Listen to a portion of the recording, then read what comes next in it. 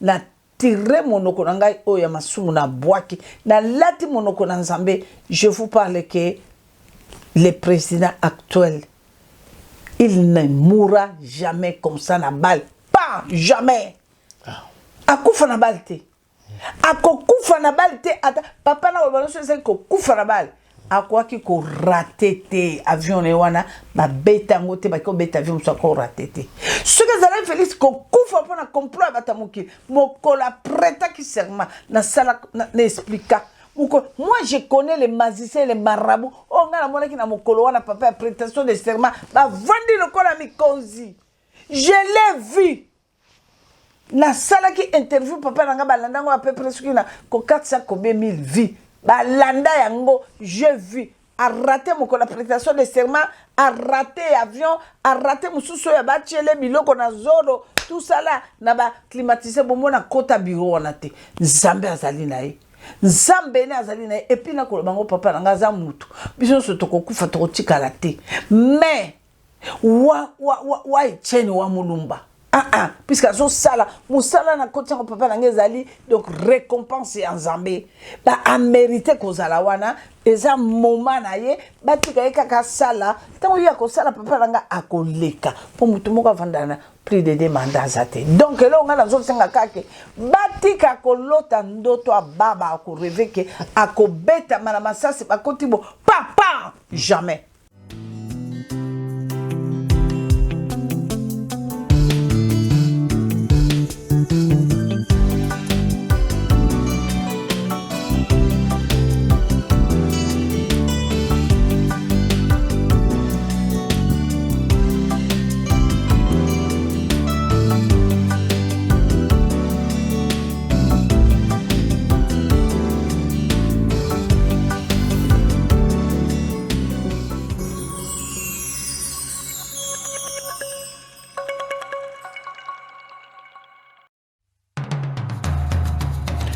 Vous êtes et voulez-vous investir à Kinshasa?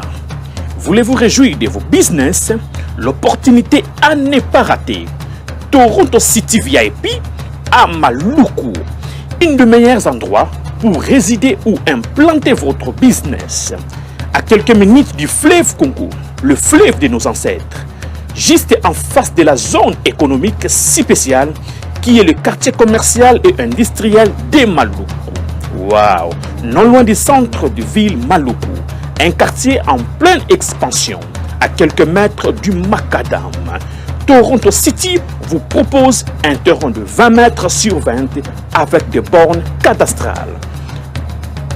Sur un site accessible, urbanisé, avec espace de jeu, espace vert, magasin, centre médical, marché, etc. Je vous appelle. Venez nombrer et acheter. Donc, je voulais juste faire l'appel à nos frères de la diaspora, de partout où vous êtes, en Afrique, en Amérique, à l'Océanie, à l'Europe, en Asie, pour venir acheter les terrains que nous sommes juste en train de morceler. Vous allez bien voir qu'il y a des bornes, il y a même les travaux qui sont juste en train d'effectuer. Donc, le terrain est bel et bien assuré. Il y a l'eau non loin de nous. Vous allez voir, derrière moi, c'est la régie des eaux. De l'autre côté, c'est le société Vodacom. De Vodacom, et devant moi c'est juste World Vision, là où Vision Mondiale sont juste en train aussi à un projet de construire les maisons pour ces travailleurs. Donc voilà, nous sommes ici à Maluku, c'est déjà un endroit habitable, les quartiers comme vous allez voir de l'autre côté c'est déjà habitable, il y a déjà les gens et c'est non loin parmi les autres cités que vous connaissez déjà. Donc je suis très fier de vous présenter ces produits qui n'est rien d'autre que, oui, nous achetons les voitures, nous achetons tout ce que nous pouvons avoir. Mais avoir une parcelle, c'est vraiment une très bonne chose. Pour tout contact, contactez Willy Mafuta au plus 1 90 57 30 15 40. Toronto City, waouh, les 4 qui nous réservent l'avenir de demain. Vive le Congo, vive Kinshasa. Mbote, Bandeko Balandi, Mbote, on a vu sur le Labino. Bon, mais c'est non, encore une fois, c'est toujours vraiment avec beaucoup de plaisir, tout le Labino. Et là, encore une fois, Bozomona avec Maman Grâce, Kalanga, tout ça, Elissus, Awa. Oyo, si vous me sentez déjà la même chose, tout ça, plusieurs fois. Mais moi, comme on l'a dit dans l'introduction, dans la Kissibino, eh bien, bateau, on a besoin, il y a Mabele, il y a Kotonga na Kinshasa. Il y a aussi la activité, il y a aussi la mandat qu'on a eu, pour moni bien wana Toronto City VIP, c'est la commune de Maluku.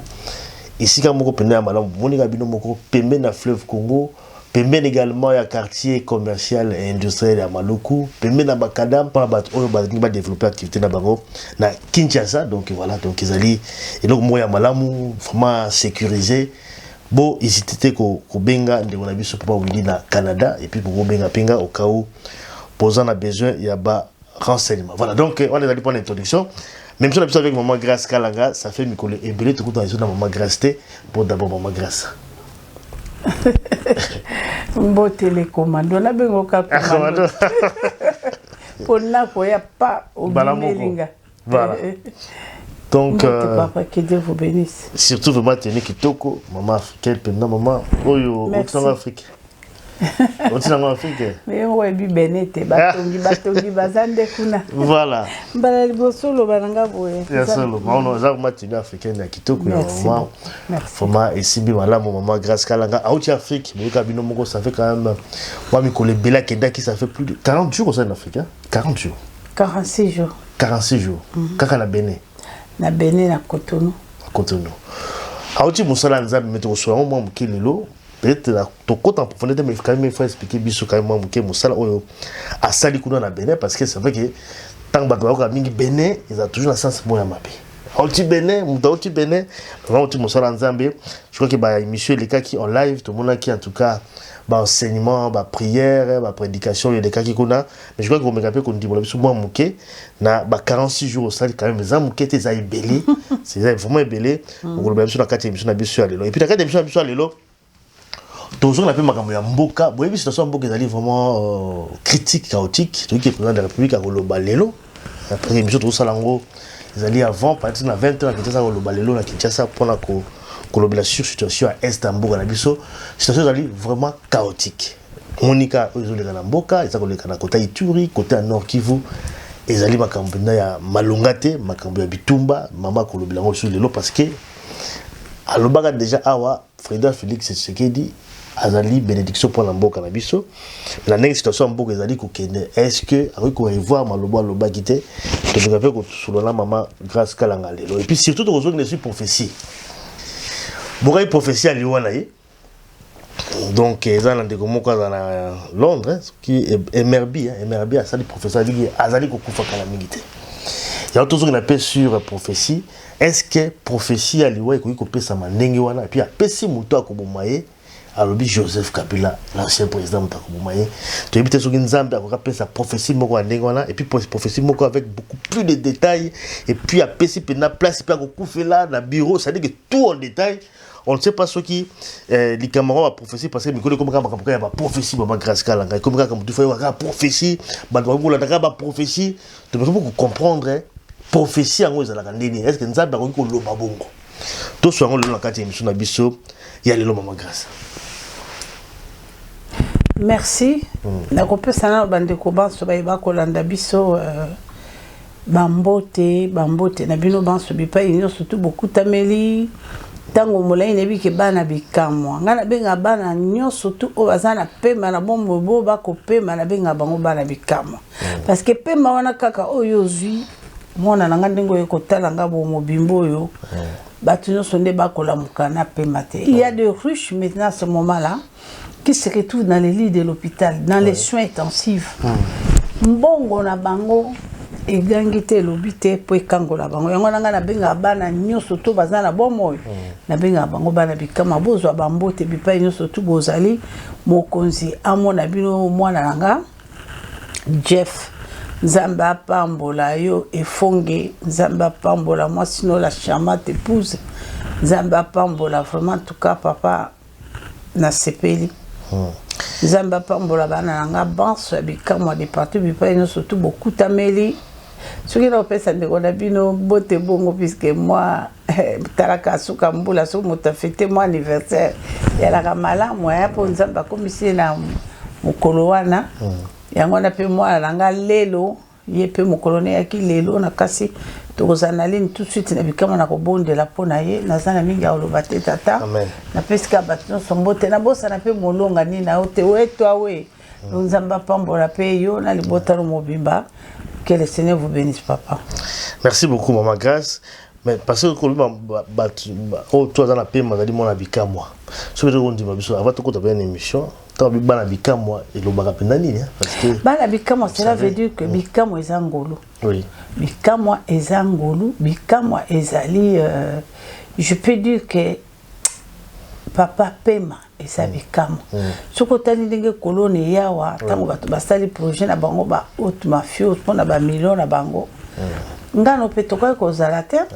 bongo boba ki wana toleki bona ni tata soko tali na mwa bana ba 2 ans yango nzamba bikamo ya sela ka bato bikamo bikamo ezali miracle pema tant aux ans bomo yango na bibana bikama nyo surtout puisque ngana benga mwana bikama ndo azana pema nde naka ko bakisa susu na bibana bikama pe boba luka ko yeba susu bikama ya benga mi bikama so ngi biso peto za la bikama yango moni bana nyo surtout o balanda mama na bango grâce ba yoka penza explication ngo malamu ndenge yo yoka ali meranga dona sepera ko benga bango bana bikama puisque mwana bikama soko mi mwana bikama biso na bikama ebi secret na biso papa ngana ebi kayo ngana ebi délivrance mosusu te en dehors à repentance na ebi délivrance mosusu te tata nsambe na koyoka yango nanga pe na Alexa bana nanga vrai miracle ezali poto sinzambe po ata tata no kanga ki o na libulu nini ata mama no tchaki o wapi d'abord yo soko za déjà mwana bikamo yebi nzamba bikamo tata no soka kino kamata suki noto linjaka noto akokine nango epai te po bakoyebise babi papa moni suki oye nango linjako yo ye nango eza ya yote eza makamo na tato la kana tubela bino ndenge na zwa baninga na ngato kenda bango na ba tulokola ba baba oya Nigérien suki ya mwana ne manzaka mwana ne metango bako tana système ti moni magicien toki pe ayebisi nga na pembeni mama est-ce que suki oyo manzako eza pe ezali ya mwana ne OK ngala moni tata na nga kati manzaka mwana ne nga tellement mama ya mwana nzamba sa révéla ki ye omoni ba vraie prophétie nzamba sa révéla ki bako yibo mwana bako mama wana ke ko vanda la makola nzambe ko lela tata ke na Nigeria na ngai papa tozonga na soni barabo ko bisa biso magicien ke na mekina ba système nangawa mwana wana za mwana tata wana te. Vous comprenez? Donc cela veut dire que ndenge ozalwa na lima soki nzamba simbi na maboko papa bako boka flex na bango kenda gauche bako lukalimi toyoka akita sala ozanuka kawana molo na Yesu na yo lilipa na yo olai na kimia malembe nzambo yo asala ki na boya kata Bible na dernière minute akosala kasuki tozana elike pa ina ndenga zosa na kati nanga maman non la dernière minute principe mususu te j'ai tenté de faire ce que Dieu me recommandait. Il me demandait de faire quoi? Seulement la repentance et marcher dans la crainte. Pour ya muta bosoto te. Abi soki yo na bosoto no ngo tambola no mi benga mosala nzambe waya. Ngana na posande koma propre bongo yo monanga. Tata yo mo yebite to vendre no na kata bosela. Soko telinga maman no grâce o yebaki lobi. Ce n'est pas grâce d'aujourd'hui. Cela veut dire miracle. Mon côté, la crainte de l'Éternel, ça l'est fort. Pour ceux qui ont kangami na batamabe ou bandoza karamabi batonga yo amona na kate asala kabote batama bango bayebi kake menzoka ndio sosila okobongisa chemin tango yo bongisa chemin lola yango to vivre yango ka awa yango na papa donc bikamo ezali nde ngolu bikamo eza miracle. Amen maman grâce tout côté la kati émission na biso lelo comme la lobby route voyage 46 jours na Bénin. On m'a expliqué d'abord Bissot, bon, comme la lobby Zamousalanza, mais bon, ça c'est vraiment gros. Mais quand tu as quand même moins de détails, Isaac Benanini ici, Isaac Benanini, qui en Afrique en 6 jours, Isaac Benanini. La Bénin, et c'est là que si le haut patronage à Mokonzi. Mokonzi président. Yamboka, à Sengaki, ma bonne délit, parce que y ngolu mandat là, y a un poussa quand même, peuple né et banzambe. Tu te rends compte? Ya masola sola ki na bande ko na ye oyo baza ba pasteur asola kana bango. Ce que le ko nga na mona mo simo baza ba expérimentanga mbalo elekaki na kendaka kuna papa na kenda pona 2 semaines ba yoka kinga mwa moke nde bango moko ba pona kinga et tout ce kinga me pasteur kuna ba pona oui balobi ki parce que ngala devala ka secret na sina biso mwana ngaki na te ya kaliloba nzambe d'accord mais na simba ka mingi nde ko dévaler le couteau ya Zabolo magicien le couteau ya Zabolo sont déjà tati wata le couteau ya Zabolo marabu kuna ezande ba voodoo ba vandi ba dominer omona mwana muki à 17h 18h tata pa kimi classe akosimba voodoo pas comme millionnaire okuta mwana 20 ans mwana 30 azotonga ba immeuble kundima te azoto okondi donc evanda pinza bango kuna nzambe voodoo ne kaka ka sali mo eloko na sacrifier tata na mama je m'en fous ngana koma langa ka millionnaire tata na mama boya bokufa ba mwasi kende je m'en fous akom le eloko wana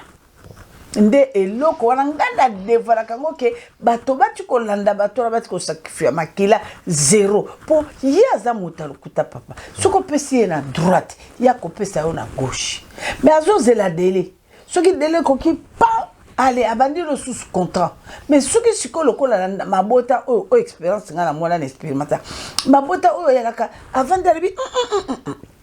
famille la biso il y a quelque chose qui ne va pas ngafona lukanzami na bana ngana kino batam oya ke siko zomona moto ndenge wana po makilo ba exigezaka makila oyo ya yo ya mwana soki makilo ya yo ya lite boluka ba makango zoka omonde lo konza bazo ba na kata bible lo wiki soki osangana na mwasi ya ndumba yo tata ya bopetwa yo na ye bokomi mbindo bokomi nzoto moko yo mama mopeto so sanctiona mobala ndumba bokomi nde makamunga na kuti wana yango na siko moni ke kuna ezali tata na banane donc on penza tata simba voudra comme millionnaire mwana ne mobala zana 10 ans zana 12 asaki ko baptiser bakoko tise kikumbi ndo yo katango yo ka voodoo babimie libanda fete ya ngo lelo bakobima tango babima na bato babima na bano bakotala bana kikumbi o batata bango bakine ko tikela bango wana sko tango bango bima sko bato bokuta na bango so ba toucher yo ba bendi yo bato donc l'air babima ka boye ndenge zaka na capitale bako sango tango babima boye côté le matin et à la taximeno za la patron za la na bomona na tepo di feti na bango ne ya la ka somo ya sacrifice wana ya sko mo konzambo ka bengana bango abengana bango na kotunu ta conseil qui pouvoir na boso abengana lobi awate boso to na bino ezamboka capital eza ba pa ba ko ya lolenge na lo mboka tourisme na biloko na bino bokende nango penza na ngunda boke na ona bamboka na biloko na bokende nango yango na bamboka wana papa ngana ke ko landa bango tina frontière isika pa ba vandisa makango na bango na Nigeria na Cotonou na ke kuna na ke na mo ba village na bango mike pona ko sakola. J'ai été menacé terriblement. Yo yebi a parti ya awana na keite SMS maman ya katozela lokola ngana tindeki ba video na ngana saki na mwana nanga na nini na Paris na saki ko menacer nde biloko wana siko ba video wana tellement basala kango un mois ba ko la sango na ba télé na ba Facebook kuna papa na ko bisayo ba tomboki ba lobi hey maman yo lesta ba vantine na Yesu na bango exista katoyo bato ba mabumo ba miyibi Yes, quoi, je menace biso bato toko bikisa bato bakomba millionnaire maman ya konyata makolata babandi ko menacer. Ils ont menacé les serviteurs à Lukakinga tata wana akei ko leka tina na va design na bango kuna babenga FTC na bango kuna akei ko sakola lebila ba congolais bo landanga bien boyebi mama na bo benga ye awate wala mukonzi na bango papa empereur bon liwe za bato nyonso lobi penga pena koko kende tout ça pe sona mais personne m'a couffé déjà akufiko na tétanos négatif qui diagnostique bimilelo akufi na tétanos azaki kokata swini pota et ça dit que un mois pota ko ça passe mon sapé vimba ki donc sali tétanos akei OK yako babingana kitana mabele wana te. Papa, je te dis que Nzamba bikama sanzamba bikama mwana nga lima simba nzambe na oma kasi papa zana bomo bazabolo ba fétichero lokuta biso bakalango toleka banzela wanati toleka banzela wana tolobinga penza lokola na lia finish mais mokole lombe abelombe check stop esili bokofuka te tatananga a menacer même l'air na kiti azo leka azo menacer na bakonzi impolo jamais vu boko na suka o ngeko ya kuna pa ya le kalisusu balobite awa mibeko kwe oko le kat fo yu kama zo bimisa papa yo so mona mutoko kana mutazana bomo ya selu elokote banganga bana kati ya monde oya bino bavudu bebikaka bino po bako benga ngo vudu munoko na bino na ndinga na bino bobenga ngo vudu non qu'est-ce que je fais le fétiche c'est partout dans le monde il menace cette femme là cette terre ko bakema boko na biso tero ezali na maboko na biso tero lelo tata akei empereur nzamba limbisa bokene ko tshela nga kuna te o mama wana moni yango na pakati akei ye mutabome nzambe azana bomo yo soka papa nzambe alobi soki batimolelo alima libulu oyo yo yebitina nango te ndoki kanoka okota kuna papa ye moko mutakokota kuna ngana kene loba na nzambe leki malamu papa j'ai beaucoup travaillé naso travailler na koganga na babisika balibanda na basali na bani na butu nazo kota na ndawa mikonzi banda ko kufunga ba laboratoire ko funga ma papa na mama no na simbi mopanga na kati nguma mutu tata na so tunanga lobi mama ya solo so to kotu nga bi papa o kota na ngatu ko kota na nzamba bikamo yo kota na ngako na te abibo siko problème ya problème na boa gabi boa lokuta mbwa kopale boa ya kopale elokote elokote papa to sali moi dimanche to kepa ya ba maison moko eza kuna ba magasin mo bateka ka ba biloko bilanga machete banini to sombi machete moko na papa ngana mwasi ya mokonzi yango to keiba tiango mino babongisa ngo tout savez na bondele ki na kata prière fungoli ndako dona tanga fungoli rouge papa esa sukini tata ko ya kunelo elulu soki tata soki mama boa na simbi yango ka papa nanga kinga sa sukini ko na ye nango shilo pa ikati yebo na ninga mutu boa abando sala lokola ninga na Yesu shilo pa wana nde na landisi pa mukolo yango azotala ndenge bakile ezosopana nguma alobi mama nguma wana ameli 67 personnes nabi 67 personnes yango kaka libota nabi libota nanga na 9 bakamarade nanga oyo nayinaki okoyoka papa lima délivrance ozalaki nini nango osalemaki wana tobenga nini mais nalobi ya papa délivrance munene nde yango wana délivrance ezali nde ntango moto abimisi biloko ya bongo papa nanga batumbi yango babebisi yango awangani yango aboyi yango délivrance ezali teke moto ozoyo nasambela kozala biloko ya ndenge wana na kati ya ndako c'est faux wana nde vrai délivrance oyo etangami na kati ya maloba na nzambe ete oyoki nyonso oyo yo osalaki magino soki mpe na livre soki na libende o soki mpo kamataki falanga no tshekene yaka bimisa biloko wana nyonso tu bimisa liboso ya bato alobi liboso ya bato ntango oyo bimisa yango mpe etumbami ezikisami bongo na 20 alobi nde sikoyo nguya mpe nkembo na nzambe ekokota kati no otambola alobi yaka bimisa ngai kana répondre place wa potango yo lobi mama likamwa ningo siko tango nguma ne sebo wo muto wana nde délivrance yango oyo yango na nzambe te tango bimisi yango ba bebisi yango batumbi yango nde nguya na nzambe na puissance yango eza tozana biloko koto yo o ngai te ba mama kalanga na bazana bango converti te ba mama na kalanga ba ngala sa converti te mabolo na se na bonde la kana bonde na yo mtozo ba mama kalanga sa converti te sikoyo na bimi l'écran yo mama prophétesse yo musala nzambe munene oyo zalaki converti nana bimi na écran po nzambe lobi ato batami yango zela oyo ka papa oyo ka makamu nzambe azoba na kotanga mingi te na otangelo ka verset moko na Luc chapitre 12 yo ka makamu nzambe azoloba po tango biso makalanga to ko ganga ka boye balobi est-ce que komami wapi Nakotanga na Luc chapitre 12 à partir du verset natanga kaka 2 à 3 alobi boy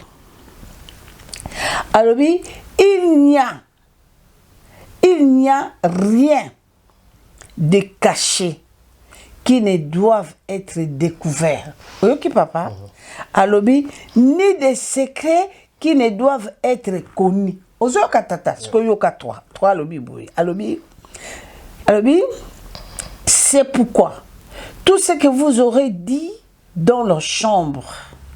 tout ce que vous aurez dit dans la chambre sera entendu dans la lumière. Et ce que vous aurez dit à l'oreille dans le chambre sera prêché sur les toits. Ozoka. yaka alobi yaka alimia yaka les murs ont les oreilles yaka tobata makoto to kabaya ko kabisote be ko kabilote mais esprit mi baleza les o kabino ya nzambe telemi ya zabolo pe telemi zoyo kanga le bisaka bana nzambe nombre de masturbation de nombre de femmes de nuit soko za mwasi soko za mobile nombre de masturbation de nombre de mari de nuit parce que tant on a esprit mi balé comme on ndongo ko nyomola wapi mwasi yeye chuku la siko pongi ba kino pe solo rapport na réunion ya butu ya nebisa kote sorcellerie ezali bien organisé ko le kamé gouvernement on sait au sali makamwa na secret na butu bango ba kyo babi mama mais c'est Vincent à mon konzi quartier mais c'est Vincent kuna kako nyamola azangi basi anapopa kotinda mwasi ya ndoki ya ndumba akoya akokende papa akoti oka mutoko yebisalo bi makalanga nga modelo nga na sambela bon femme de nuit aya simba nga femme de nuit simba yote soko sambela ka to saka simbo te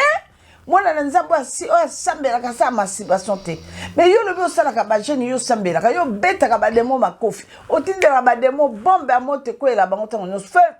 bou fait mais siko ndenge ni ba ko kwa na mwasa ndoki yo mutoko boya impudicité olobi ngala boyi na impudicité masturbation lingi mais impudicité oboyi mais tala ne ba ko kwa ozo sala double dégâts ozo sala impudicité avec succès o yebite sokaza mulai sokaza moyindo sokaza mundele o yebite siko ozomona bakamango papa donc c'est ça c'est vrai maman grâce kalanga donc musala salima di makasi mais en fait pas aussi ça peut un moment qui a tout contre la dossier mususu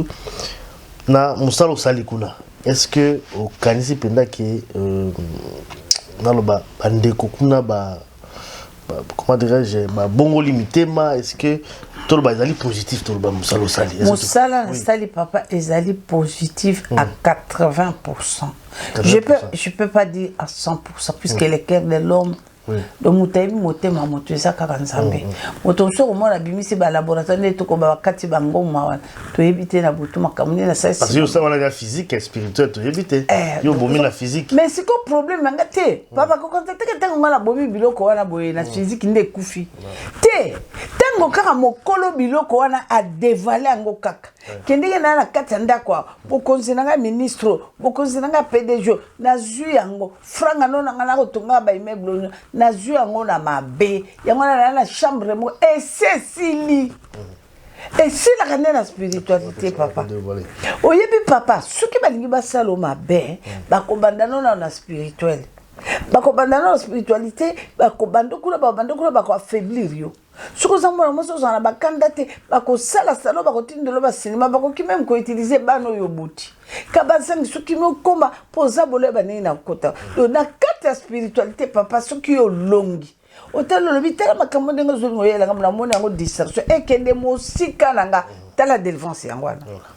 omoni papa vraie délivrance oli kamona mwelo ko ya fungola nga porte na chité poza bola ngani papa ngakaka apusa na oyo kaka tango yoko kama mo s'agiter puisque ça ndingo comme Job moi c'est Job alingaki yangwana finga ye azane loko tetala satiki asiselo bana asiselo tu sikonzote comme opola ngai na kwanza kaona boy na nganga nazokende nanga soki olingi ko finga muto na te totambola ngala ke Job alobaki na moi salobi kende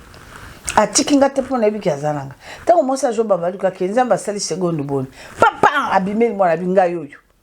nako salo nako zongisa yo ko leka kutu na ndenge ozalaki liboso pona ni parce que Job azalaki calé papa azalaki kala koko ta ba distraction na tel quoi biso ba mala bino ngamba papa nzamba sala nga malamu même les na ki na mokili papa so na kata circuit mokobo na mone loko moya mabe ubie ko simba te chua na zo kima ba kondima te moya ko mobe ya melelo tozo kende nani ngafura lobi me groupe na biso tous nga bi na bimira suka na wabisa ngona bimira groupe wana parce que batu eza malamu te ko za la terre à terre mutu suko za terre à terre papa nga uza eza passé même dans la carte ya bible proverbe balobi yango abi mutu asakaka bindima ndima bakamino surtout ya ndima kanyonso aza mutu simple po ba bete double bako isaye za nango facile Voilà, ça c'est bien, je crois que... On comprend. On comprend de l'Ogolo. Donc, Makambele qui m'a mingi na kati mboka wana papa pe tango balaki batuke nazo zonge yalaki matanga. Na ropolo yalaki ndeskanda. Donc ezaki matanga pinza bato bale lokola matanga parce que tu oboko lela usule. Beaucoup de ma grâce à zo kenda zo zonge la sur décembre. Mo bino bozo lela bolela kamni bolela te. Donc voilà, donc maman grâce à Zongi à Zanabiso, ah ouais, je crois que on a biso abika moi téléphone les a coupé matin les a coupé benga manka ki bango belé 46 jours les a qui moi mingi parce que bon connexion peut être moi difficile à internet cause moi grâce à qui vraiment très difficile mais moi grâce à Zongi biso à la Katia Belgique. Alors maman grâce situation en Boka ils allaient quand même très difficile. Bato baza kokufa tozomona mbule ezobeta so mbule ebeti da Kinshasa mais vraiment c'est des gars donc bandako baza kotambola bato baza kokufa na est kuna bato baza kokufa bitumba ezongi makashi na Nord Kivu M23 za ko avancer ezali ko récupérer ba territoire belé des autres situations comme vraiment la situation vraiment il y a inquiétude makasi. Maman grâce président de la République Lobaki azali bénédiction pour Namboka mais na makambu tout isa ko leka na Namboka avant comme d'abord sur prophétie na ye est-ce que vous revoir est-ce que vous pensez que vous allez un peu induit en erreur par rapport à makambu Lobaki parce que la situation au bas nous avons Namboka oyo ça contredire un peu le Lobaki. Merci Migmo Langa makambu yeso le karakata Namboka na biso eza makambo papa na kolo bango kutu soki na lobango eza spirituel non makambo zo kana kata mboka na sukuna kana west eza makambo moko physique makambo moko au monde entier yebi papa ngana ko tunu motuna moko oko expliquer nga objectif ya colonna Kolona ko yebisanga ke euta wapi ya nini ya kinini salema ki tout sala okoko yebisanga ngana kolobelonga mama na lopoa motuno tuninga dena ya nolayo na kotikelo tante na ya nolayo pona question tuninga tata Kolona ezali projet moko ba programme qui a peut-être pendant 15 ans Kolona ba programme qui a pendant 15 ans haute mafieuse et bima et kwea et boma pourquoi pour misole kota na ba haute mafieuse puisque ba mona kike na biloko akoteka biloko akati banini ezaki passe puisque secret c'est bana pour kalele ki na hôpital papa OK na mutu no malade mususu ki lobi ba kate boye il faut ba opérer kalezala ki tango to kokufa biso tango to kokola to za ba 8 ans 7 ans mutu soka kufi ata famille ne boko banga même comme on ebembela ye bozo banga komona papa li mezala ki porte bo ebembesa kona bozo kende boye mwana tamu ki a 10 ans akobanga bemba lingo mona ebembete bakola kisabuto bibembete puisque mafia ezalaki bakoteka biloko akati na awa ba mindele bakina système na bango tata na ba millions na yesuka pesi bango 100 millions bakosuluka mwa motema ya mwana moke ba kamati ba tché amisi ba millions na pesi lokola esimba kasute nzamba lo bazali mettre à temps per circonstance boko renya kate diable akoko renya tamukolo mote nzamba bina ko kabola bokonzi na ngane loko mote na kotangela ngo sikolo elo système ani sili ale ko koma ebola sida est-ce que yeba ka kisa sida ezoma bakolo banote ngana biko misa ba secret d'état pona ni mafia ko beba esengeli kaka vous vous rendez compte et si wana mona ki ebola papa ou sikoyo nini yeko obima yo so un objectif nango yango na likambo ya oyo komona bitumba est pour nini kaka est yo moko mona nanga bando botamisi ningo koli boye alimia eko salo passe po bi ke tumbo eza lelo te eko salo passe po yebi okotala nombre ya bande kono ba sidi oya siko ya lelo ekomi ba komi kata bango vis-à-vis ça donc vis-à-vis biteni le quoi papa yango ezo salo passe les a etombé bandi lelo te babitumbe bandi kala tata batata kasabu balaki bisola ba mobutu to ena te bitumba kaka kuna pona nini kaka kuna ye papa yo tala kaka moba 1 moba 2 moba 3 kaka kuna guerre 80 jours kaka kuna ona embela nzebo elombe sese alati jumelle alati boy alobi na bango nyonso to abitala nalobi singa boy zila ngambo na zoke na front akamati mwasi ne Marie Antoinette alobi tala nalobi bo kikunda okopilote te mais pas pour piloter hélicoptère kaloko kwe abi nazo matoko tambusa boko memanga te nazo tambusa azu hélicoptère yemoko mwasi ne pembeli tout ça ko bunda bitomba 80 jours qu'est-ce qui banda lelo songa lembaki elombe image wana yakiponi apa pona ndengwa lati quel est ce chef de l'état là qui na froid lati Sokoto tata no mona ka musée wana musée le kolota maza ko tebuka na la bete masasi mayeleti tigre yemta bete masasi ona bitumbala tata yemo ka zobuna na poka manyola ti yemoko na hélicoptère azo ko diriger combat Mobutu mwana mama yemo omona banda mokile sala makota na internet lelo basa biso président akenda na front akena minduki puisque il était militaire abi ikambonga mo pona ni Laurence ako bangai Désiré Kabila ako banga ndoine poane pona makaba bina mona lano te esika na tango tata na yaki vitesse à guerre à 80 jours papa na olobano ke malgré toi ki bana mikeme tata bayaki na kusuka ya cinéma ya suka mais tata wana tango atelemi yo moko yebiki at Kadhafi akomisa ba soda Mobutu akomisa Mobutu pona côté tumbate bako benge nyama ne tumba papa to mona ngo to vivre ngo mais lo pona ni kana west pona belle pona kasi yango na te ba pona richesse na biso c'est la haute mafieuse tant américain ba ko déranger Rwanda ko déranger Uganda allez Museveni ke kuna bete anglais na mnani wa bi papa bozo beta bo tala intérêt na mino yango pourquoi ba boma musée pourquoi ba bomi musée pourquoi pe na tango ya Félix et comme bo ya président actuel et comme ngambo bo ce que comme ngambo parce que moi na mobala télé ba bi oui et ko sala maté puisque modèle ba ko singe wana papa pour ni no mo pe côté ya bato ba loin na pouvoir baza ko affaiblir biso nge otu ko tuna ngali kama mai sikoyo alimi yango tuni ngali kama mai banda le président actuel a eu pouvoir ngala kana Sonia Koloba ngotena lobaka ngo banda président actuel a eu pouvoir papa yo yebi ndenge basalaki balobi na ye basali réunion na bango kuna babi bondima kaka kota metoko coincé à partir parlement à partir sénat gouvernement na biso et puis moi si à tartan na biso nani mokonzo ute kotika mama Olive biloko no suto yake ba damso biloko no suto za ba rof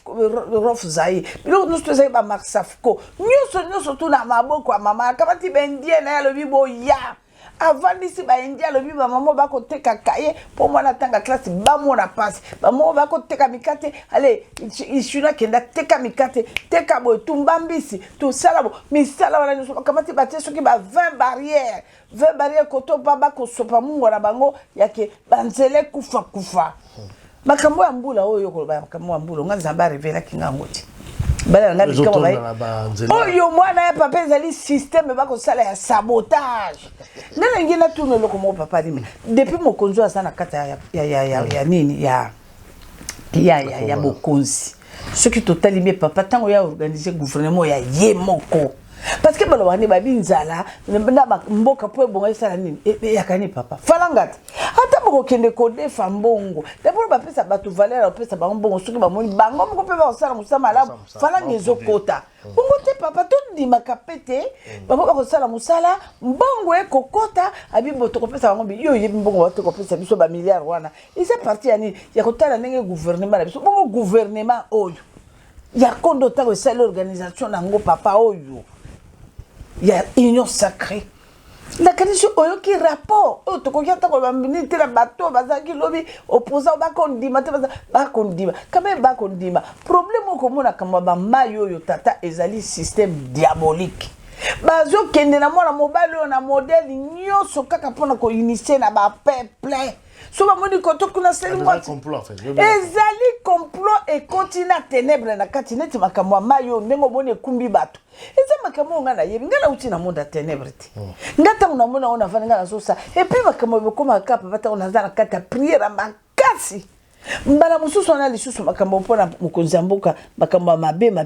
ezwa kanga wapi ezunga kaka na katina ngana okendo te asa malamu na bene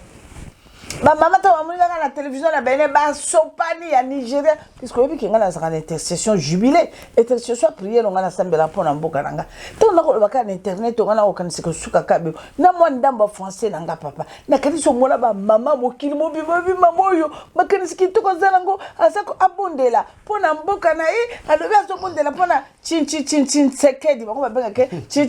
sekedi ba mama na ba benga ba kontak ba mama ya ba paya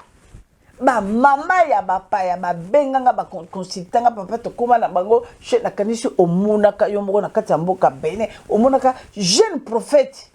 ninga yeko bloba ba mama ba koti na mboka baso bondela pona chisekedi baso bondela pona mboka na lingina mona ba mama wana omunaka prophète ninga bimaki jeune prophète béninois alobi que le parlement la tombera alobi que sénat wana ekokweya gouvernement yo ekokweya. Donc, vous allez combattre Tshisekedi, vous allez combattre Nzambe oyo le tout puissant. Naza congolaise. Moi na ya jeune wa boko imakamba bimisa internet monde entier balanda ka yango. Alobi mama ya solo osambela pona mukunzi wana. Mais na koyebisa bino bo bangate. Nzambe naza ko confondre. Et ça la kata de moite bakambo pe jeune prophète avec papa ko ksami. Likambo yozo mona bambula o papa to boité. Chaque chose a son temps. Biso ba auto pikamaka wana mibu tukumisa to na sambo. Ngayo yo kalanga na tiki bonzambe. Mobalo abala kinga moto na nzambe kendo bina kendo kata loketo soko bini tata mukunzi sabina koma mukunzi na kende ki yoyi histoire yoyi témoignage wana très bien na koti kuna na koti ba laboratoire na simbi na lobi awande suka papa ngayo na muteboso na rendre Maréchal Mobutu et mauvais service na banzo mona ko yembe na kwa dore oya kanisa ka Mobutu kokufa dia mukolo holeki bango c'est akufate tout ça là wana ko bisa ko tona nzamba akufate akosaba bisoyo na koti biloko wana papa ngana moni baba wana ya Nigeria ngana bomba katena mona ba kebe na keina ke ko mona Hong Kong na end na blender mi na ba chenette na ba melokolo ngana chenette ko na nyoka tout ça saka makamunyoso tout mais un jour papa un jour ta nzamba tie stop nyoso komona bako salo papa ngana ko yebisa yo nengolo makamamboka na biso mona ngama makamamboka ekosimba nzambe akotelema ponza matika bana na ete papa nyoso yo kana papa musali na lobi ngana ngina tunelo ko moko papa mutu moko tango ko sala musala mboka eresima po mona mobalo papa ngana sala nzambe na ye ngana lobaka république oka ndenge tata wana salaka abina vande na kiti otenzambe ngana kiti so yaka na kiti vanda sunga peuple soko tali makamo ndenge mwana mobalo ba coincé de présent na pouvoir jusqu'aujourd'hui ngana uti na monde ténèbres papa na baka à partir ya ko prêter serment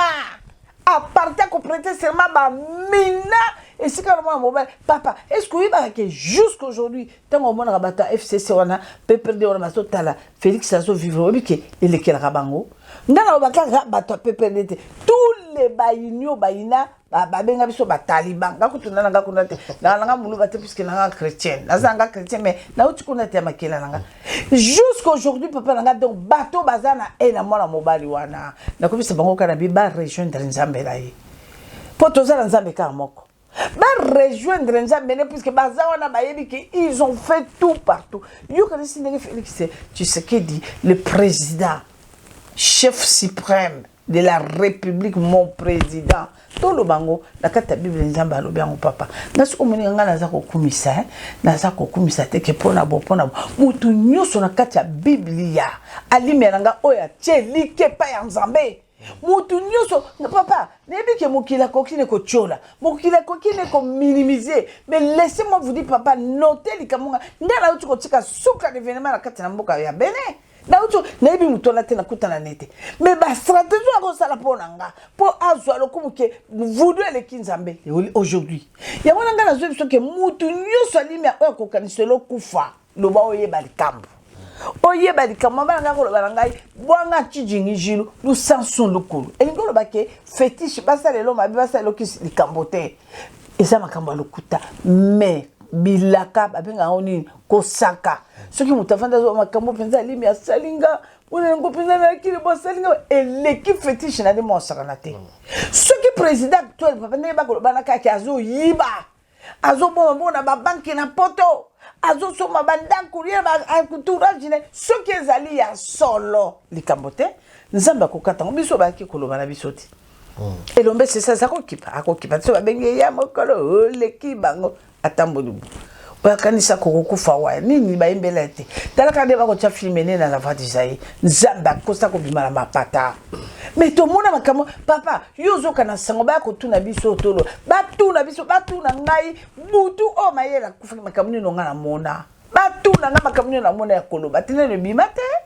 nano ebimate papa na ko yebisa yo papa likula zana bomo papa likula akufite ana bamo ya zo yoka puisque echawa sakufi bokele ya sakufi bazali susute le bindani lutadi la zali secrétaire général ni azali makamoto mona na buto mayela kufa ngai kalanga na kasi na kosakana na nzambe te na koki kosakana na nzambe te pe na bité eloko nino ya kokabolanga na nzambe donc le président actuel a sali likamu moko papa likamu mbali wana sala ya komonisa mokili ki aza na nzambe ya komonisa mo ngato bato ba koloba yo yebite akota franc-maçonnerie akota me mawa trop papa nanga muto asala ba déclaration asala na papa kamata kota na système baloba il faut dénoncer ce ka dénoncer pas kufiti na niveau wana o ya ngajaki mokili mombe ko mona bi nzambe yonde ngana vulongwe na kicho na vandisi boso abima na bonzambe wana polo bakiabibo na kera formation pour batanga poids papa ngana muni mwana moya président mwana na président nga na yebi mwana na papa nga tanga za na président te na tanga kombote na yebi mwana ya président wana papa nga ngayo tango tatana za na bomo na sokile na mboka na bango akumba nga toko kilitina ba stade ko kilota la match mwana nga filo ya filo bapa batu na alubo nyoma zali kuna batu na makamuna olobolo tata na na mokunzi tata na kata système mwana na tata na kufi bazui mwana wana bakine na système papa na tena internet bona kwa na lelanga na lobi nzambe alola bazuki ne ko baptiser mwana wana comme cordon ko tiaye na puissance ya yete oya yebi na ba système na ngote ona na pesi ba sacrifice wana papa na tala na internet na nga binzambe babomi mwana mobeso papa na lela et ça la ta 6 mois terre. Et ça la tasse moi tant moi on a frappé lui malobano surtout baloba kineki akoza protéger akoza ngai kwa kotala mwana wana te ngana kwa kotala mwana wana te filo na nga bapa ale azoyoka ali bonyo mazoka tant to kenda na mboka na ba mpona ko kenena nga meta na kenda ba ngomba muna na ndenga linga ba muna ndezo me ngana ba stato ko lutala ba match wani soka ye ko na Sheraton akutinga na déjeuner te lokwa boma ba tsoka il faut muna ndenga ko yambanga mwana na ndinga linga kinga lelo tamu na tala kaibo papa na zo lela pa continue na mabeli na zo lela ba keniki na niveau biloko wala ba bi pour simba tout ça là pour tatano tuka dominer allez yaka na moni mwana nde bazo consacrer papa na lela maina miso ça veut dire que le président actuel a kokota makambo lokuta on sûr na ngota nako yebisa OK aya ye nzambe ne ka ndenga déclarer wana ouvertement ndenga déclarer ici pour contre ba système il faut les sous ya ko dénoncer bon de ba kotisa soka dénoncer te ba kotisa été de loka ngena lo bana mwana nga ye bitumba ya mboka wana alimela nga zala na confiance na nzambe zala na confiance na nzambe puisque bitumba mboka na sukuma kila bato ko sala bo bato ba kufa lokwa ba mpese ba bo bato ko la ba soso ko papa bato makile ko ganga makila Yesu eganga ki papa makila Christ eganga ki chaque chose a son temps soko tel nga to ko ke nga ngena ebisa yo na ebiso lelo alimela nga bitumbo tozana na kati ya mboka la biso mabeli soki ko makasi ne ko mokenebu puisque to ko ke ni tapi ya suka. Moi je suis la Bible, je regarde la Bible quand Dieu a dit à Moïse lève-toi alors bien na nabi j'ai entendu vos cris gardez silence maintenant je descends pour vous libérer. Les Égyptiens que vous voyez aujourd'hui là, les adversaires, Abi beaucoup monaka bango jamais. Et ça a pris combien de temps? Puisque parce que kakomona bango, parce que toujours na chemin na bango. Ba lundi bango na désert papa mboula boni pour comme à la terre promise. Jusque tata alobi na Moïse alobi yo telema na suka wana et Joshua Zoki est-ce que bakomaki talaka papa nanga parcours wana soko tali yango donc cela veut dire que tango combat la biso soko makasi ndengo zongo na yoki na makasi et intimidation vous savez tout ce qu'ils sont en train de faire là c'est pourquoi pour que le président actuel puisse se fatiguer mais il est l'homme infatigable. L'homme est fatigué avec tout puissant Nzambe dans Zanango. Système système à mon président Moussou Nabi non, n'a démissionné. Makambo na kokangote mais ya kotala koseka. Papa yo kaka répondra. Ce qui va ce qui est village né à Kopola. Totala ki kuna tala balube boy tout ça. Lelo moni balube ba komo tia fufu na goudron hein. Ba kolia moteke. Eh kele ako tia fufu na ni akolia. Donc cela veut dire que mutu oya yoka ka sopaner nde bazwaki. Mais cet homme-là, talaka ninga vandaka. Avanda ça si n'est pas dit que ekomonana. Donc cela veut dire que kamamboka no tata ndenge komi n'était pas moi ko ya makasi boye. Alimi anangato komo kinene na suka. Batu wana bakobeta babono yo moko yebi makamuzamba sala ki pharaon. Oyebi makamuzamba sala ki pharaon makambo papa ngo mona bato bazali contre ngana otanga komba muto ate. Na ya pora kotanga komba Kagamete na ya pora kotanga komba Musevenite bato basala makambo na Nzamba yebi bango to mona bango na misu na Nzamba kosa ngana uti na kata benete muto akoluka libulu na ngai parce que ba passer ba bilanga kanga munoko ko tchatcha lo munoko kuna te ba ko kanga munoko mais ta ya ko déclarer liwalanga c'était officiel bokili mobimbe ko landa donc cela veut dire que chaque chose a son temps. Donc makambo oyo zo mono papa nga na yebi confiance ngai na yebi Nzambe nga onga na bondelaka ngana bondela Nzambe makasi pona président na biso ya sikoyo mwana Nzambe na bondela mi puisque ibima na munoko na yeye moko ngana yebi ke tozalaka na réunion moko ya sukawa ava bakene na makamla bango ya nino nebite so ozaka na salle bakutalaki na diaspora ava bakene makamla bango ya Suisse tout ça là balobi mais ye moko alobi on a kata salle ka batuninga mituna bongo mama ta moko oloba te na chaki loboko hein. Moi, je n'ai pas posé la question. Mon président, n'est qu'à poner papa. N'a pas soutenir papa honoré. Nazo soutenir à part quoi, mais Nzambe alobi nanga ibo, alobi nanga keke soutenir à partir de l'élo Félix Tshisekedi. Yé wana mutavande kuna face à peuple naie. Akimi bango ta sele le côté akiti azawana ye wana penga Nzambe na kota na kati ne pour libérer peuple na déclarer ngo Félix Tshisekedi la comme présidente poza ba journaliste à Bruxelles non soir jano nanga wana kabuya azali ki na caméra boy a filmer nga to sala ki na ba nani maître Doran ba journaliste bazali na kati wana ebele j'ai dit président na mama na na ko soutenir le comme soutenir prière parce que Dieu m'a dit c'est toi to soutenir yo si okokino koma na suka na ba mama nanga nyoso oyo na kala bango na kata intercession jubilé bandimi balobi mama church to soutenir yena ba prière to soko bana ba prière depuis wana et te on modi ke azubo kozina tali bonga na politicien ya kala na tele bi mwana mobala na grand mokuwa awezeli susu ya toke ndiko déranger ete bao papa ngana zana audience mon côté na koluka pembe na président actuel moi problème ana kokoso il faut te continuer ka prière faut te continuer ka prière to continuer ka prière tindenge Nzambe asali mais Nzambe na ngai oyo ya zolingo sala pona ye batamukili bako tia kale nano ekomi wala te mais kokoma kala mingi te tokene na élection tokomona makambo Nzambe kosala à ce moment là ceux qui a vendu na gouvernement na ye na mokili na ye azobunda te komi na moi komona na bato komi moi kondima te moi kondima oui papa moi kondima alors total kaka po alimela nga motema na biso eza ya Nzambe te o Nzambe ko bongisa biso to ebite ngo muninga mama na yo na pronosaka na sirete na bakaka to bondela Nzambe na mawa Nzambe asalo ezali volontaire pour ça to comme ko commander Nzambe na dictature et kozala malamu te on comprend papa je crois que bayoki yo malamu maman grâce mais quand même pas aussi ça dossier au ya président de République tout quand en profession et du qui a liwana ye akokufa émerveillé à Pessi prophétie ils allaient moi on a besoin dans la Londres ça pèse la prophétie à battre belé après quand même prophétie à président de la République qui akokufa kala mingité voilà et puis à lui mutako bumahe Joseph Kabila on a habité par rapport à la profession, on a fait sa prophétie avec beaucoup plus de détails comme ça. Et donc, comment tu distinguer profession Nzambe et profession Nzambe? Comment on a habité le rôle par rapport à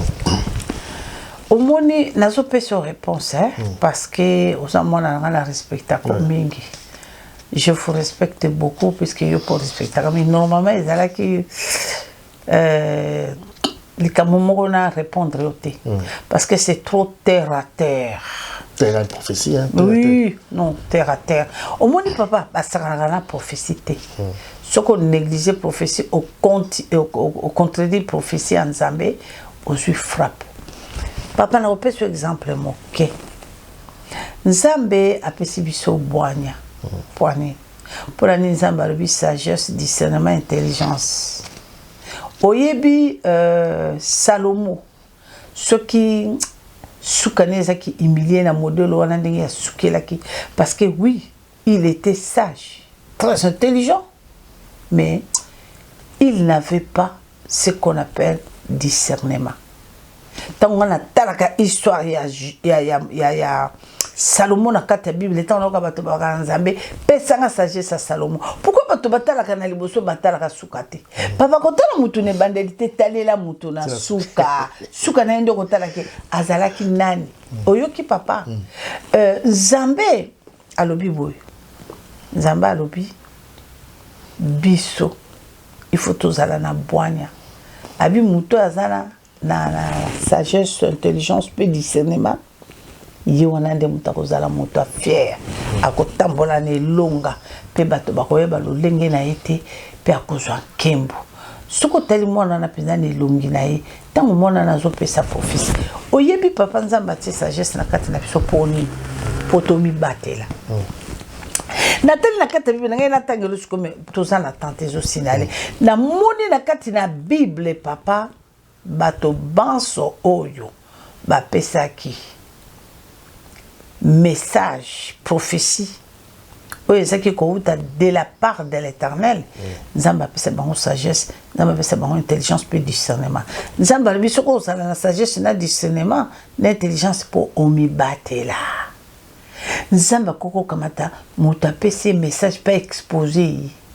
Exposé na kata ba danger belé na kata prophétie façon ya koloba jamais. Natali na kata Bible papa to ba ko pesa ba konzi message. Ako pesa mo konzi message akokenda kosala ndenge nyonso na nkoko. Vraie prophétie oyo te pa ina Nzambe ndenge Bible elobi prophétie ezaka nini? Prophétie ezaka po moto azwa ba disposition ya likambo wana ekomela ete de parler tantôt d'une manière, tantôt d'une autre, tantôt d'une manière. Mais pour qu'on puisse moto ba avertissement pour moto telema, moto lenga moto likambo wana ekomela ete. Na kati ya Bible bato akalaba ki soka telemi pour que nous puisse mokonzi message akobondela pour ceux qui Nzamba pesa message de Bible pesa nga message ya mama kalanga fungolanga kapona ki no kutana makalanga na pesa babi mokonzi na yeko biso mabongisi ya zabolo sikoyo po Nzamba révéler kamoto sani to bondela pour ete likambo yesila Nzamba pesa mwana wana papa prophétie alobi yebisa mokonzi mboka zokufa kaka Nzambe moko na susu exposé ye aloba na Isaïe ke bazo boma yo na kabila na mutu songolo azo boma yo comment Nzambe kotinda mwana na pe comment Nzambe pe so prophétie pe Nzambe a exposé yo obimisa kombo ya net lelo na koko pe exemple typique ceux qui bato kabila bakamati ba avocat au mona mama na biso moko awa alobaki na mona na mutu kombo teke bo amama wana lobe sa take na mwasa mukonzi tango mwasa mukonzi kutu te bato na ye balobi mama tayo boy biso to landela makambo tango makamati mona na bakene na mama wana bakene na justice ebela malade bimi na nzoto okende mama na kumkobenga mama première dame kolela kobo tango bayembe na première dame na kaso ki makambo bima na monoko ya mama wana puisque Nzambe koki jamais papa na moni na kati ya Bible Sarah koyana mobali na Abraham bakwei na nini na biscade rona zako luka bango kuna koboma bango bakwei na biscade tango bakangi bango bakela bango ro atali Sarah luliye mwasi na mobali batalani balobi papa okomona abila mobali ne tala miso ya moto wana ndenga kotalanga na minute oyo to bimisa te ke yo mobali nanga. Pourquoi ils ont dit ça?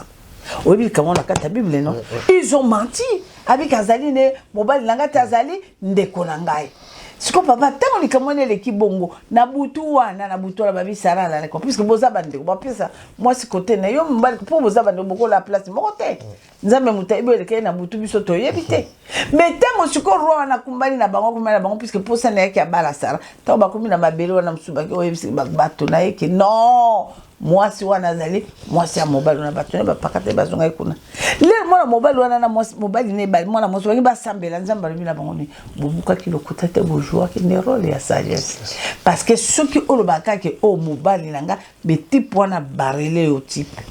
ngane biba konsikomba ba bomi mbali ya bato mbali boni ingala yebi ebele bo ngamo kona noyo ngamo moko bali ina kacha chona alionti malgré bomba qui koyeba tata misa bamongo bele pour futa libota wana. Vous rendez compte pour aller à l'anniversaire moko sengela kite. Na anniversaire moko o sengela kite akende kuna. Oso comprendre papa la babi oyo kaka ye yo mutango allez. Et si yebisa nga siko papa nanga soka koma ki wana te na feto wana bayoka ngaka ba revese ngaka revese te. Donc cela veut dire que tango yo zozwa prophétie ya kobisa mukonzi ata porte ya mukonzi fuma mite po beaucoup tane po eza prophétie ba pesa ko ya nango na médiaté ba pesa ki o prophétie ki no mona mukonzi loba na mukonzi ce qui mukonzi okuti et puis tango ba pesa o prophétie ata mukonzi ayo ki ngote Dieu t'a parlé pourquoi parce que tu n'es pas n'importe qui tu es sa servante il te parlait pourquoi yo intercédé le ben nzambe bitata na oyebisinga mena boyi ndekwa kufa papa yokanga mawa bonde la sala ba sacrifice tchatolo na mabele lela le banza benanga le corps revelenga puisque mutu no soldat solaka na nzambete mais moi ça c'est protégé nzamba pese maloba akile soko lobake kabila mutako boma et pas ko boma et puis tel visage à moi so na pa o mona ke la haine na bureau est-ce que na média est-ce que papa est-ce que média nzamba zaka d'accord na bisote. Mais moi, ta maman là, oui, combien de femmes zambalo binanga ko toucher sur tout ma politique, ça te regarde pas. Na pesio mission pour na peuple nanga. Pour na sepelano puisque tant on te parle radicalement mboka, OK, nanga toujours na tendance à bon nzambe. Maman, nzambe no loba kinayo, ke mboka ko kangola. Mais nga nzambe nanga loba kinanga ke l'homme là. Mais tout le monde ngo telelo papa. Tala na gouvernement oya ye moko ba conseiller te ye moko libre. Tala falanga ninge koti. Na minute to papa nanga to zo ba aide monde entier puisque to pesi apesi mbo mokili biso likamute papa nanga likamute mbongo ekoti nzali ali makasi ndenge kana te ko biso pour lelo papa nanga musalo esa mbongo wango ekota ndenge ekoti wana ezalaki organisation et to sala bo ba stratégie lelo mboka yango ko motonga babala misale comme ko salema to moni na batabandundu kuna papa kene na bandundu ngana sana musala nanga mo so sala makana ke kwiti ni mboka oyo c'est là comme on ko ya moi biloko na ba ko no tekela nga moi ma pétrole nanga kuna tout ça là papa il faut mona surtout comme na kikwiti comment dans la kikwiti oka les bato ya mutu nanga takizala nazo solo na bango puisque bazala malgré ba komi mikolo ba jeno basala ki na takizala lelo benga bango puisque bazali ben période du sang benga bango lelo yoka makamba ko lobi ba la ki penzo ko ndi matin ba telemela ki nani le président actuel mais lelo benga na bandundo yoka bangwashi na mulumu pesa mbenu bambote mingi yanta sala diaka ya mingi kuluta ina bokesa bo mutu kutinisa benu kutina ve nzambi na benu kengolo ya kesala omoni ke problème ezali ya papa ezali problème ya ndenge kaka na otiko biso mwana wana mwana nanga soki ozo okanga mama bazo kosa yo nazo taloza na charisme oza na eloko na nzambe luka ba conseiller ya bien lelo koma na kuka tika na ndingisa na sa tout ça là puisque président azala ki bongo mwana tango kabundu alesa nazo pesa ye évangéliste mutu wa nzambe ukelenga ku George ezaki ka bongo tango mokonzi ki kabunjango ya nanu na yo kalikambango ezandengeni o mususu na kaka so aya nanu o mona ki pe mama na biso première dame mwana mwaso mise maka aya nanu kosala makelele bongo mais totika bato mususu ya lolenge mususu. Mais nous sommes les enfants de l'Éternel. Moi quand Dieu me révèle quelque chose pour mon président, na tangote suki na tuni ko est-ce que na koma suki comité puisque ah ya lobelinga ponga na solo la naï. Mais là qu'est-ce que moi je vais faire comme je suis son collaboratrice? Je dis à l'Éternel des armées akufate. Président actuel akufate papa le kolo révélenga pour zombisaka nzambe na malobani. Moi quand je parle avec Dieu na tiakebu na lobi awa yo lobaki nanga boy malobo ezali malobana yo olobaki nanga si tu me demandes quelque chose je le ferai. Jean 14 obi demande-moi au tiers beti sete. Mais maintenant je te demande ça, pourquoi tu ne réponds pas? Nzambe il faut yanola nzamba ko yanola yango na papa bitumbo mone comme makaso ye nazo sakola ngo nazu nzambe nanga témoin bana mboka bitumbo boko mono to kufi mingi este bakuma kila wane ko ganga mais bozela tango bitumbo ezo sila bomona avant bitumbo sila bomone veneme ezo salima parce que makila peuple ko ganga nzamba ndurisaki pharaon motema albe le landa bango ça tout ça là il faisait pourquoi pour pharaon azala ridiculiser na mer rouge bomona kiti tango atali biso na mer rouge ali tokomone pa bakoleka ya sako na ba armene blindé tout terrain ekota la mer ekota ba peuple tango batali babi to kufi nde makambo le kalelo la est to kufi mais to kufite fora zako na mindukine na vitesse mais après tata lobi na moto na quand c'est toi nous anango boaka tango bakoti na mai bon bakatisi mais yetango yaki na ba mindukine wana sophistiqué et saleba ki boni. Il était ridicule. Humilié. A kufa lokola. Na batone nyonso tuna bibundeline chola na katia mai. Donc cela veut dire papa ngai na sa femme spirituelle mwana nanga alimia nzamba ko ka papa uza grand messie na pesa ka respect makamona koloba na yo noter yango. Noter yango. Donc mwana nanga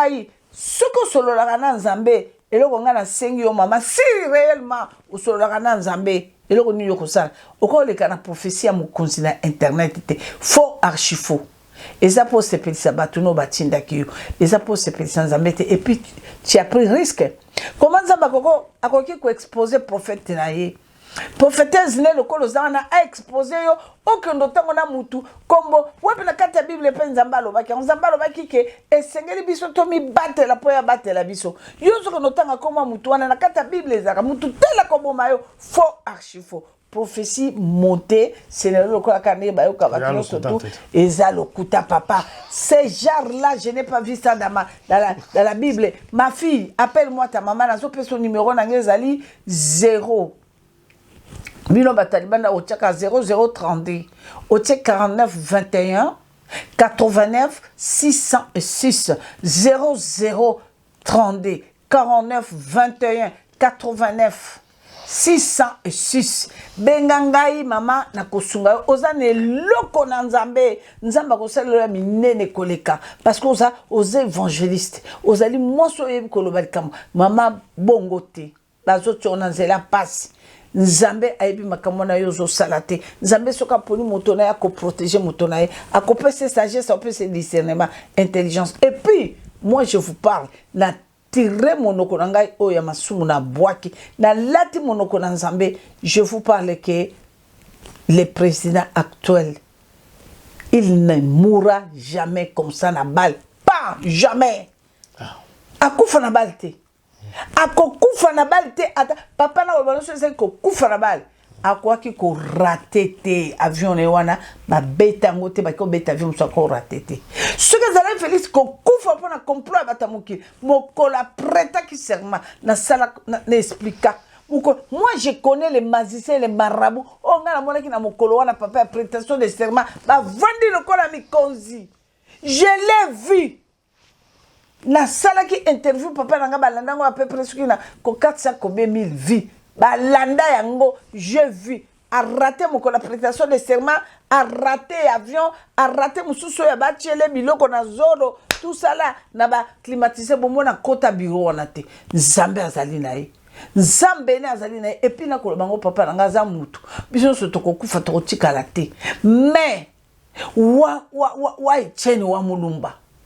puisque azo sala musala na koti ngo papa na ngezali donc récompense en Zambie ba a mérité kozala wana eza moment na ye batika ye kaka sala tango ya ko sala papa nga akoleka po mutu moko vandana plus de 2 mandats zate donc là on a zo senga kake batika kolota ndoto baba ko rêver akobeta mana masasi bakoti bo papa jamais.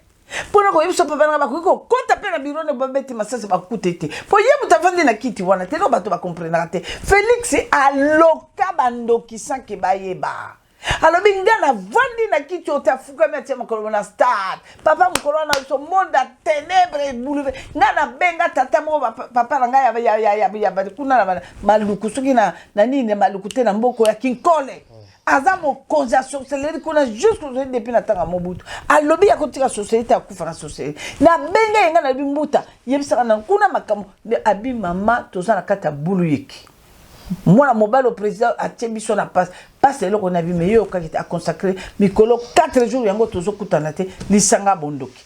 vous rendez qu'on a eu même kotanga comme le pombalé qui na kase na tanga ikomoli après donc les cambozela papa na webisa yoke na masasi et le côté na fétiche et le côté batoba ko lota ma papa na biso ya nabi que no kufate na ko vivre encore longtemps. Je vis papa na ko bano ke nzambe oya sala kilo la pemu kitozana yo na kokufa te je vivra nzambe akoyoka na koyebiso ke moi mbalo ba côté lebo papa alali nzambe asambwe non mais na normal oye tangami ke mutu nyonso to akokende po ngana uti na système wana bambulu wana ndoko zomone ko mema bato saka po bato babaye bazo sala ba stratégie nyonso ka po peuple e baye mais le kole ali nzambe mutache wana papa nga ko mona ata basenene peuple ne la kaka ke nzamba poni yo osalele na bika lobi mbujima ibalela kiti lobi mbujima ibalela ki baseke me malembe molo na kansi mwana nanga nzambe na ko sala. Merci en tout cas maman grâce kalanga balandi message na yo makasi oyo ko contredire en tout cas c'est un habit sur le bagi professeur na contredire était na PC conseil na lobby vérité le contraire le bagi en fait non il ça makabongo te voilà donc je crois que le message eza passé je crois que c'est presque 1h30 émission donc comment la souka cette émission le bani nyoko en fait na habité parce que peuple congolais bon comme peu na moins désespoir aussi hein il faut par rapport à makamboza ko les yozolo ba wa bon c'est vrai nzamba osala tout ça bon parce que nzamba pas ça sala na yeme biso mo ndé toujours bon société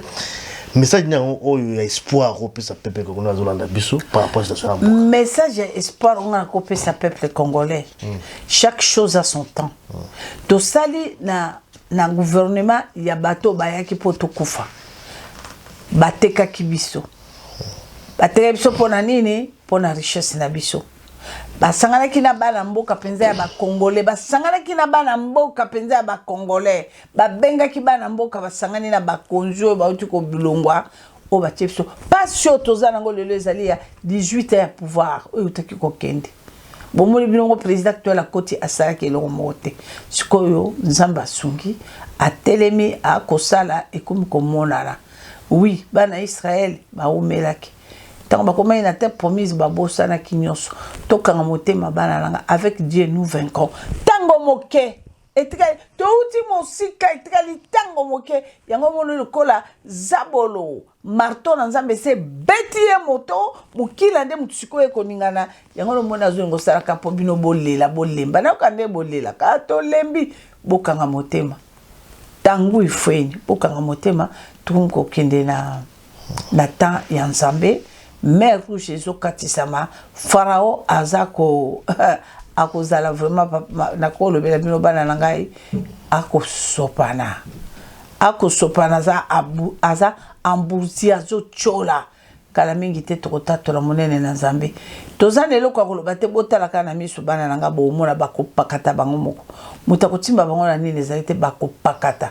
mwana mobala zu bokonzi lelo ayebi eloko nini na kosala nzambe na ye réponse nini na kopesa bokanga motema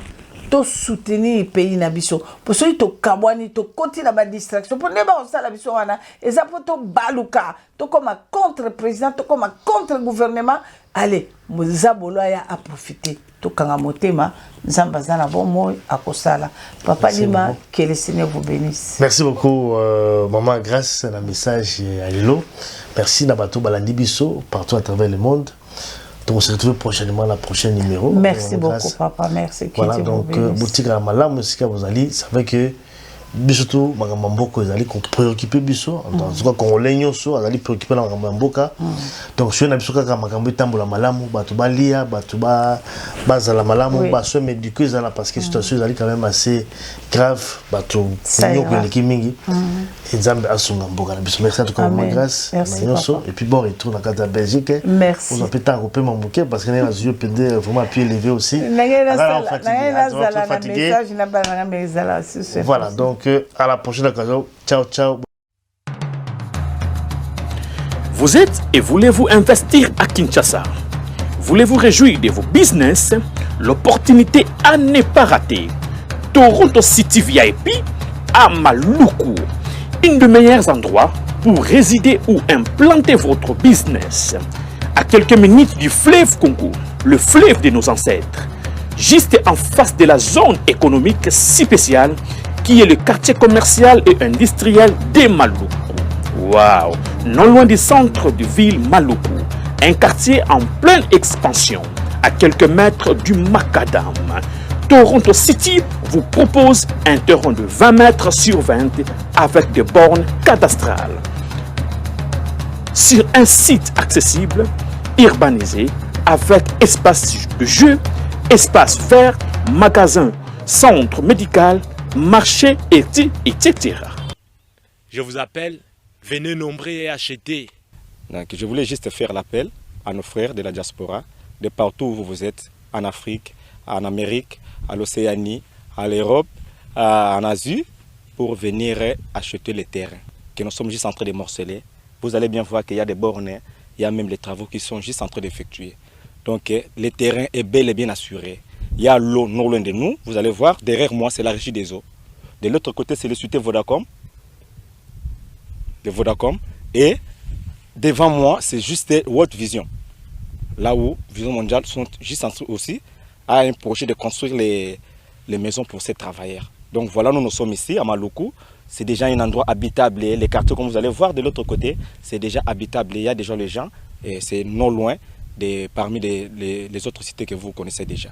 Donc je suis très fier de vous présenter ces produits qui n'est rien d'autre que, oui, nous achetons les voitures, nous achetons tout ce que nous pouvons avoir. Mais avoir une parcelle, c'est vraiment une très bonne chose.